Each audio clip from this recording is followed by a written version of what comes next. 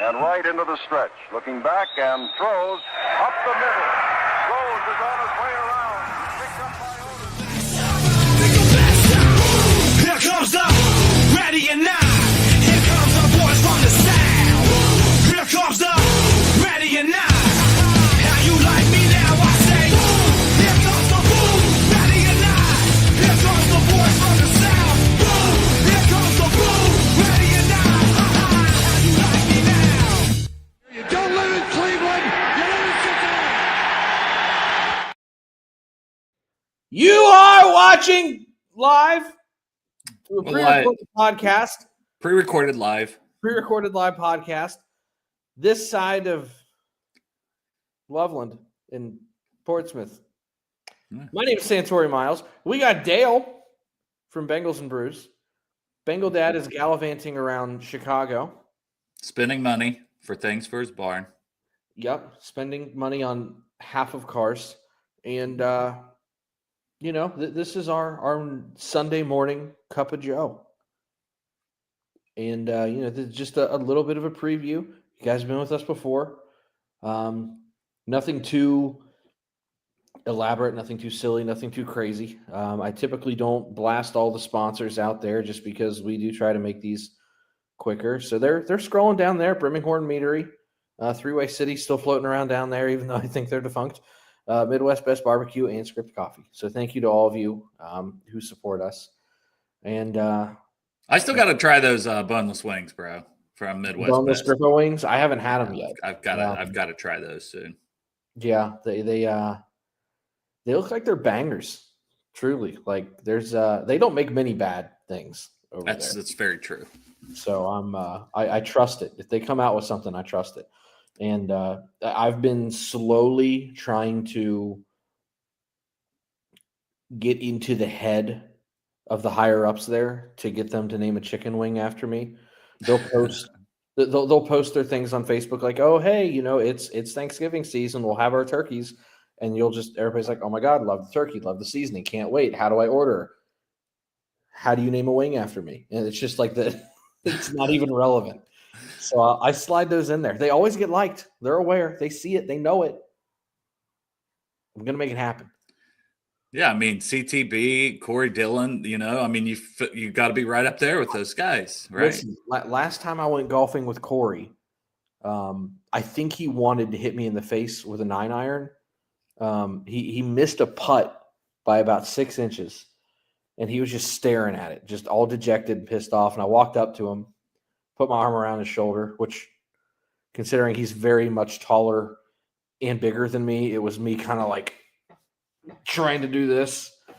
But I was like, Corey, you've probably heard this before, but I'm going to need you to read the lane and hit the hole next time. And the look that man gave me around the 12th hole or whatever it was. He's like, all right, line up for the Oklahoma drill. We're going right now. He would have run through me, and my body would have exploded into a bag of dust. But I saw the moment, and I seized the opportunity. Sometimes you got to do what you got to do. Now, I don't know how you feel, especially when things aren't going well. But Sunday night games, waiting for them feels like an eternity. Yeah. I think it's going to be even worse waiting on this one. And we've had a lot of late primetime games. And then if we win, I'm so hyped and I can't sleep after because we won. And if we lose, I'm just upset and staring at the ceiling. So I'm not a fan of night games right now. Yeah, and the last time we played a night game at SoFi Stadium, I didn't sleep for like 4 weeks. So that's fair. Not excited about returning to the scene of the crime. But we'll get into it. If you're not necessarily following the Chargers, a couple things to note. Their defense is better than what people say. And Justin Herbert is playing at an MVP level. It's a very good defense. Khalil Mack has been a little dinged up with an injury last couple weeks, but he's still playing at like an elite level on the edge for them. Plus, you got Joey Bosa. Tooley, I ain't even going to attempt his last name, but Tooley, the kid out of USC from a couple years ago, is also very good. Really like that kid coming out. Yeah, so a very formidable D-line. They cover exceptionally well. Quarterback's really good. To say the defense has its work cut out for him is an understatement. To say the offensive line has its work cut out for them is an even larger understatement. And did you see that we brought up Devin Cochran today / yesterday, because this will be out on Sunday? But yeah, he's promoted again like last week when Orlando wasn't able to go. And it does make me question if he's not able to go. And I do not want to see Cody Ford out there again. I mean, that's who it'll be if Orlando can't go. But man, he got ate up by Odafe Oweh and the Ravens last Thursday. He gets eaten up by everybody. And on top of the fact that he's truly tackle number 4 for this team. Because remember, Trent Brown was number 1, and he was playing well, as much as it is to some people's dismay. When he got hurt, he was playing well. Orlando Brown's the other one. Mims is truly the number 3 coming into this year, and Ford was the emergency. So you've got an emergency out there next to Volson, who quite frankly is not a starting NFL caliber offensive guard. Call it what it is. You're in year 3 at this point, and he's not getting any better. He is what he is. That's a lot of times what happens with unathletic older prospects. They've already peaked, and that's kind of the issue with drafting older prospects is the development's gone, and now you're going to throw them into the NFL. Yeah, and I think he played tackle, in college for North Dakota State. Mm-hmm. So you're asking a guy to move inside that already is older, not athletic, all those things, and that has added up to not be great. And then Alex Kappa's just regressed, I think, with age. And regardless of how high you think of North Dakota State's program, because it is a very, very good program. Very good.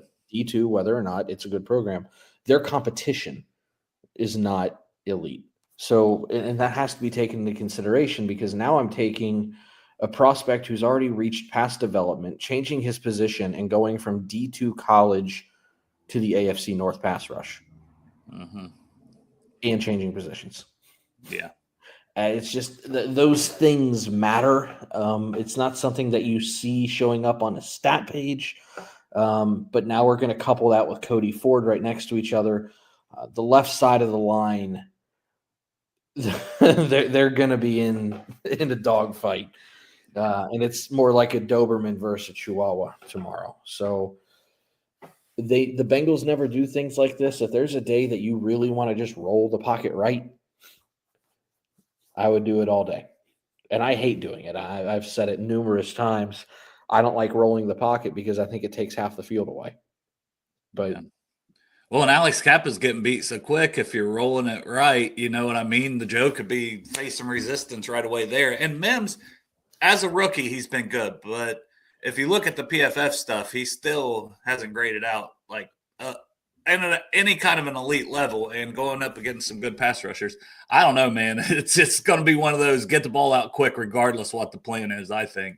This is where you wish the Bengals had a more than formidable running game. Yeah. Because there's a few ways to slow the pass rush down, right? And people always say, oh, there's 3 ways, there's 6 ways. Okay, well, we're going to name the ways. One is the screen game, and everybody in Cincinnati gets really mad at Zach Taylor when he calls a screen. I think they're incredibly effective. I just don't think when you overdo it, your trick play is only a trick play when you're not expecting it. I think everybody's expecting that screen out to the flat to Jamar Chase at this point. Just ask the Raiders. Yeah. So that's one way, and it doesn't work for us. Running the ball is the other way, which doesn't work for us. The run game has been abysmal the last couple of weeks, believe it or not. And I'll get into that in a second.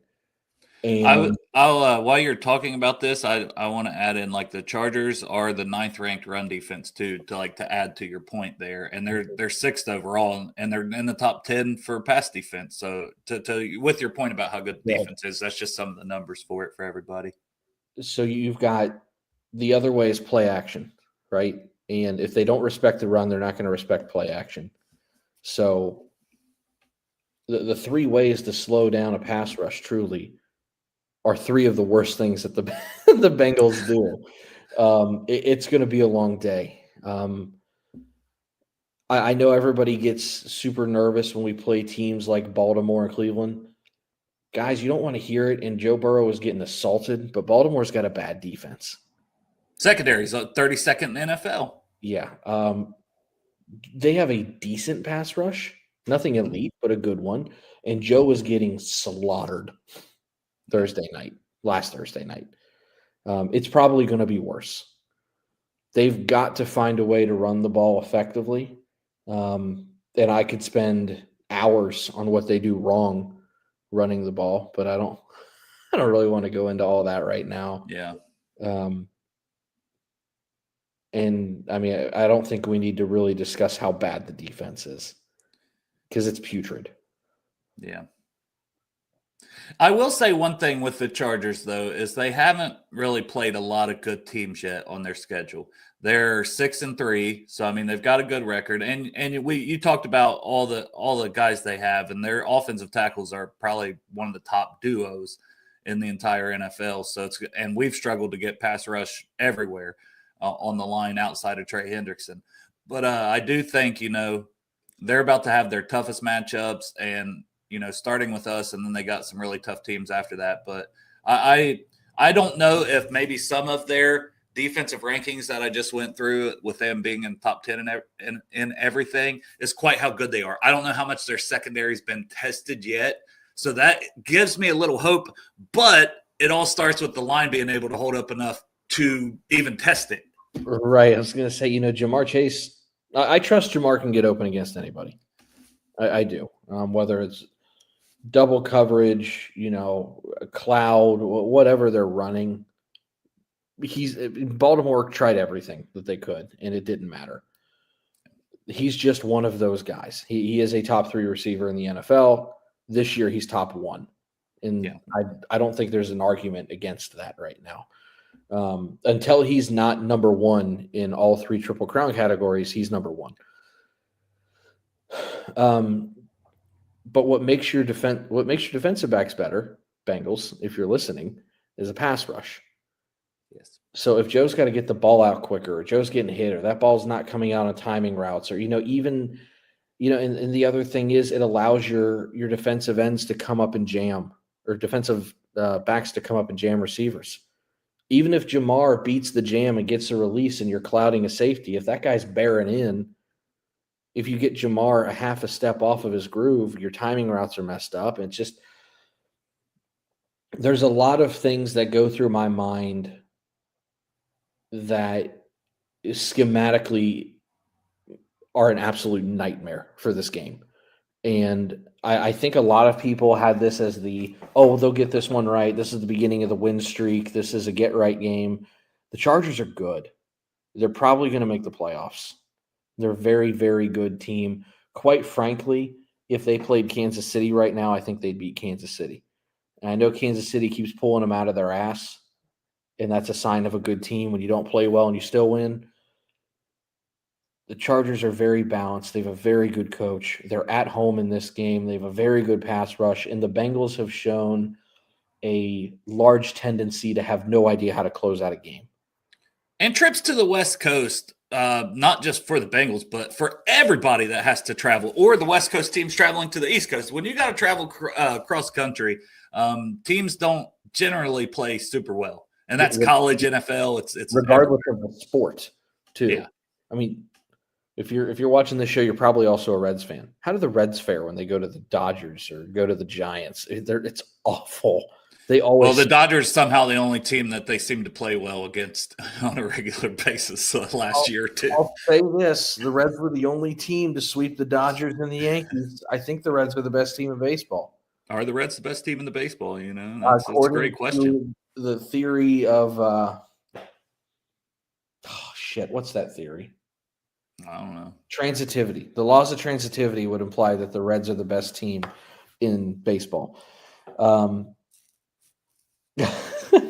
topic. Yeah, it's rally around the Natty, Cincinnati. Yes, it's a preview for the show, but just had to toss it in there. You got Jonathan India trade rumors with Brady Singer. I don't know. I don't even know if that's the right name. Yeah. Some pitcher.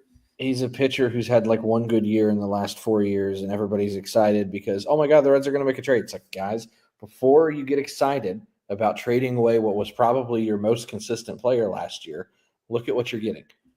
Well, and can Matt McLean stay healthy? Because even, he's been back now, but then didn't he get dinged up again? I know we need to probably get back to football, but yeah. Well, I mean, it's still all the show. We can switch gears a little bit. I've banged on the team enough. We'll talk about the Reds for a minute because there's a couple of things I want to mention. You can't trust McLean to play a whole year. Teams that win World Series have guys like Jonathan India that bounce around and play every day, whether it's their starting position or not. Every team that wins a World Series has that utility guy. And to me, India is one of the more valuable guys on the team. You're not going to get much for him. You're never going to have to pay much for him, but I would keep him on the team regardless. Until he gives me a reason that he shouldn't be here, there's no reason he shouldn't be here. He's not expensive. He plays every game. He gets hurt periodically, but he's always a high-effort guy. He's a huge clubhouse guy. Everybody loves him. He's a fan. This is the second year in a row, though, with all these trade rumors. They got to be actually shopping him, right? And this came from like the Athletic and some high connected. It seems sure like they are, but it doesn't make sense. I said it didn't make sense to get rid of him last year, right? And then look how important he was. I mean, yeah, they didn't have the results on the field, but at the end of the day, they would have been even worse results without him last year. They lose a lot more games if he's not on the team. I know his WAR was probably like 2 or 3, so everybody goes, "Oh, you contributed 3 wins." I don't buy into WAR. I hate WAR. I think it's a terrible stat. If it's whoa, what is it good for? See, that's very fitting right there. Yeah, if you have a negative WAR, I'll say that that's a problem. But there's a lot of guys that I think are really, really, really important that don't necessarily get credit. Yeah. Luke Mailey's one of them. He's not a good hitter. Nobody's going to pretend that Luke Mailey is a good offensive player. He's got a negative WAR. Find me another backup catcher you want over Luke Mailey right now. Yeah, because they're not out there. I've gone through the list. I think I sent you the list of all the free agents that I would consider and guys I would stay away from. The catcher was like 2 guys. So one thing that made me laugh was for how absolutely putrid David Bell was the last half a decade in Cincinnati. He got a promotion this week. Yeah, he joined the front office, right? He is now the assistant general manager and vice president of baseball operations of the Toronto Blue Jays. If you are a Toronto Blue Jays fan, I'm sorry. David Bell does not believe in small ball. He believes in all the new age stuff that I believe ruined baseball. He doesn't believe in stealing bases well. He doesn't believe in line drives and hitting the ball the other way. He doesn't believe in bunting. He believes in hitting home runs and has no idea how to manage a pitching staff. So, Toronto, you're going to hit a lot of home runs. And the Yankees are going to run through you like a fucking hot knife and butter for the next few years. I'm sorry. That's what's coming down the pike. I think old school baseball is starting to come back because people have realized it is so much harder to stop a team that is constantly putting up a base runner every single inning as opposed to a guy that's just trying to hit home runs every single pitch. You might connect 3 or 4 times in a game if you're trying to hit home runs every pitch. But if I've constantly got a guy on base and the pitcher's now got to work out of the stretch instead of the windup, and guys are a threat to steal, and there's a threat of a bunt, and guys have to actually think, that's not necessarily physically taxing, it's mentally taxing. And it causes a lot of anxiety for the other team. Here's the thing. Everybody loves what Aaron Judge did this year. There was like 100 pitches where he made an impact out of the how many he saw. Yeah. And of the ones that he didn't make an impact, how many were strikeouts? How many? There's a stat called unproductive outs. It's times that you didn't move a base runner. Those things matter. To David Bell, it didn't.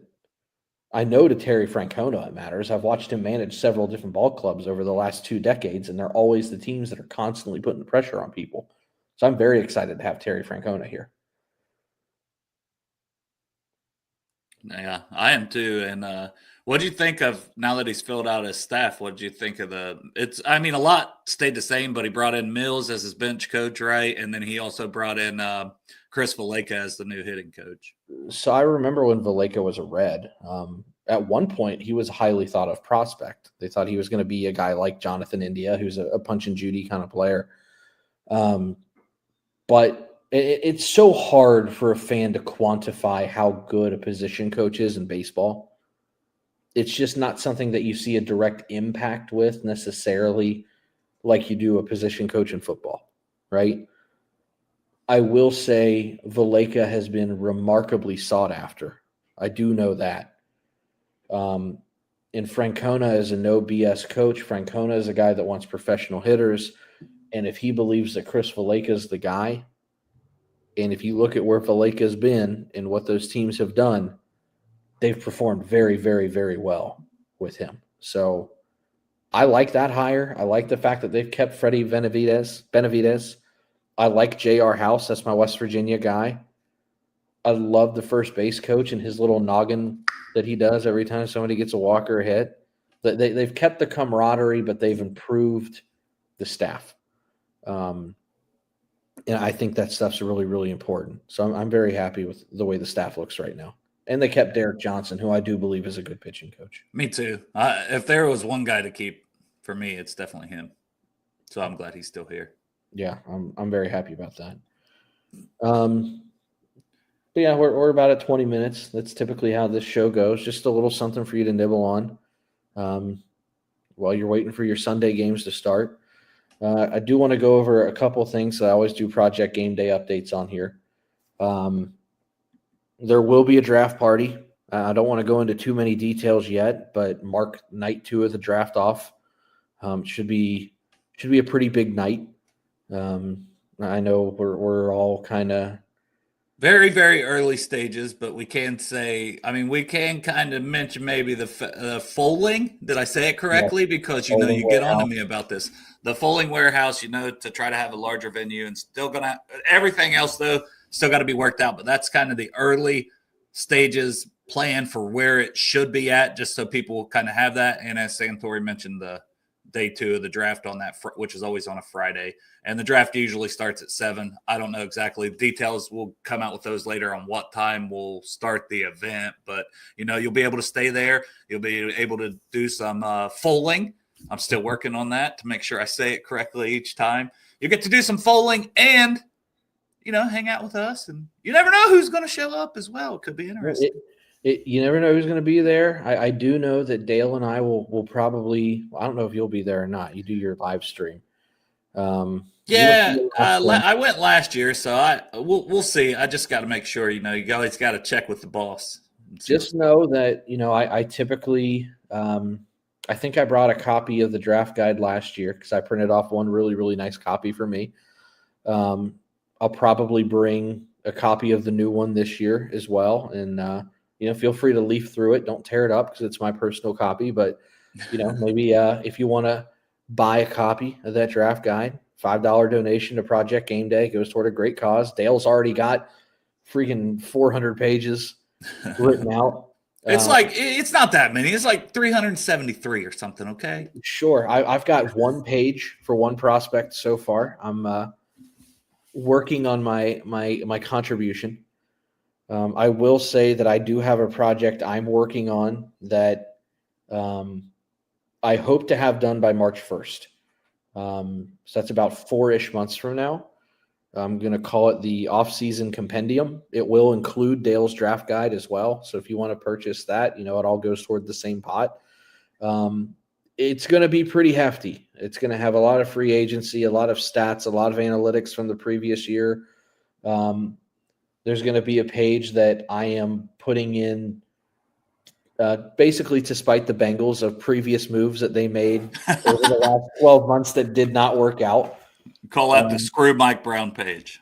Yeah. Sheldon Rankins is quickly screaming up the top of that list of liked the move at the time. Wasn't my favorite, but did not work. Geno Stone will be on that list. I have a feeling if it goes the way that I want, especially because it's going to include about a 400-page draft guide, that this document will be very close to, if not exceeding 700 pages or so. So even if I don't actually get it right this year, because it's something I decided last week, I've definitely got the blueprints, and I'll at least have a partial copy that I'll keep for myself to work on. I'll definitely have one for the 2026 off season. I just don't know how much of it I'll be able to actually get done because this is a lofty project. But the other thing that We weren't going to mention this, right? We weren't. I was going to say the other thing that that Dale's putting out there. Stay tuned for a new show called The Draft Guys, featuring yours truly and Dale over there. This is going to be probably a once-a-week show. We are going to show film every single week. We're going to highlight probably 3 to 4 prospects every single week. And if the Bengals lose, blame us because this guy, Fun Machine 2000, at Fun Machine 2000 here on X, that's why I was looking at here a minute ago. Oh, great foreshadowing. So if the Bengals season ends tomorrow, it's their fault. Saying it's our fault if they lose tomorrow. Because we're going to do a draft show? I do a draft guide. Has it been my fault this whole time? I've done it for 2 years, so it's all my fault. Come on. But I thought it was funny his name was Fun Machine. So my response was Fun Machine is the wrong name. You're the not Fun Machine. Well, and you posted it where you were like, hey, yeah, it's going to be me and Santori, and this is going to be great. And I'm looking at the comment, and it says blocked by user. And I'm like, I don't think this guy's going to like it either. He's got me blocked. So maybe it was that guy. Was it? Maybe. I don't know. But no, once a week, we're going to do film on 3 or 4 guys. You know, I'm not sure how long the show's going to be. Probably however long it takes my ADHD to really get through 30 seconds of a clip of somebody without stopping it a million times. Dale's going to have to put a leash on me, I'm sure.